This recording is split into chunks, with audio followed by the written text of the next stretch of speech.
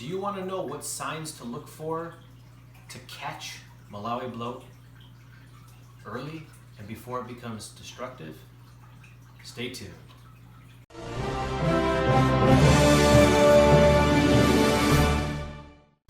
What's going on, YouTube? This is Paul, the Inventory King, and we are talking about the internal parasite Malawi bloat and what to look for to catch it early so that you can treat and have a high success rate on saving your African cichlids.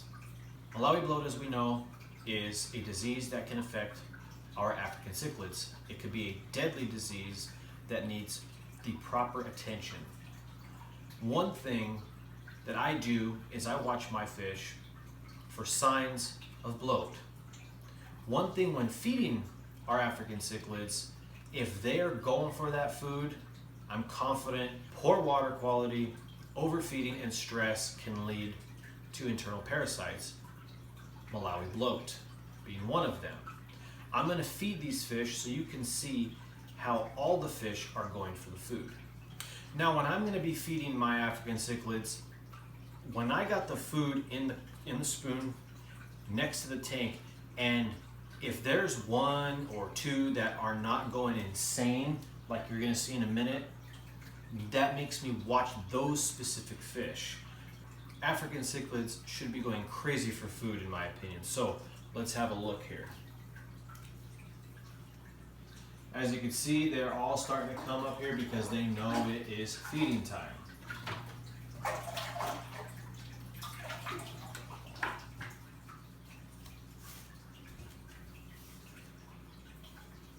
So as you can see, the fish are going after the food. They're all eating, they're all going for the food. This makes me confident that my fish are in a good state. So, some things that could lead to internal parasites, and we're talking about Malawi bloat today, is going to be poor water quality.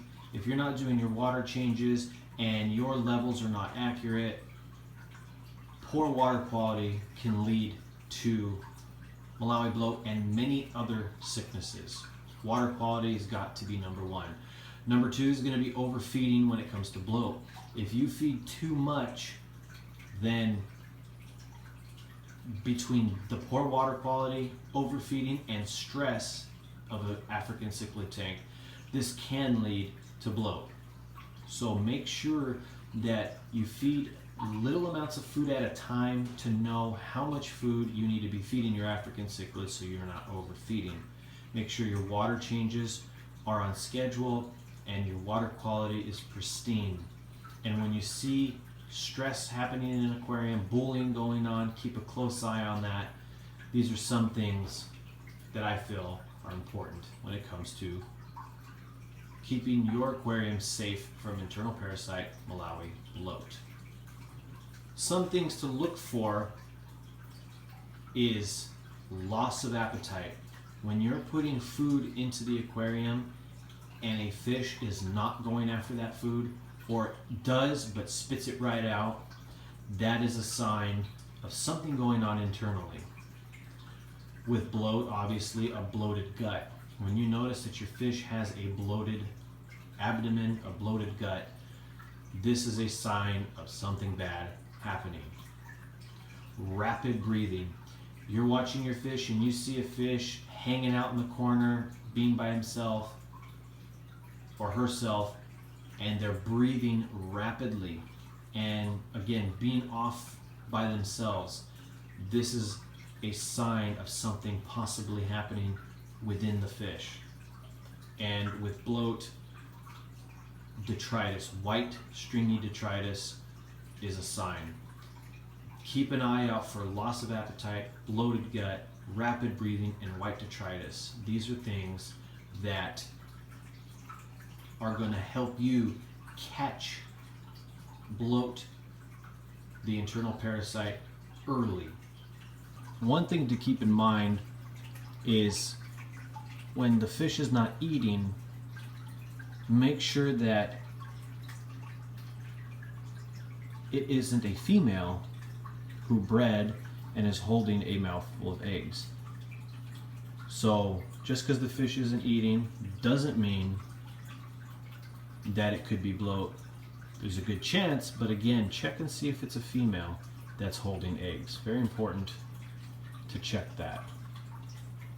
So again, to recap, water quality is number one. Number two is going to be overfeeding. Don't overfeed your fish. And number three is going to be stress. Keep an eye on these things and your aquarium is going to be in a good position. And again, loss of appetite, bloated gut, rapid breathing, and white stringy detritus are all key signs for an internal issue happening with your African cichlid. And in this case, bloat is up there on the list. So again, this is just what I feel. This is just my thoughts, experience, and some research that I've done to help us all keep our fish healthy. It requires us to do the work though. If we want to put the work in and do put the work in, we are going to reap the benefits of a healthy aquarium with beautiful specimens. When it comes to bloat,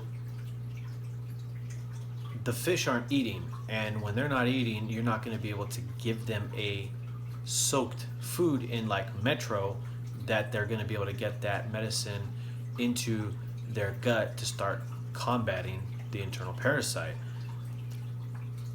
I wanted to let you guys know to hit up the Inquisitive Fish Guy's channel.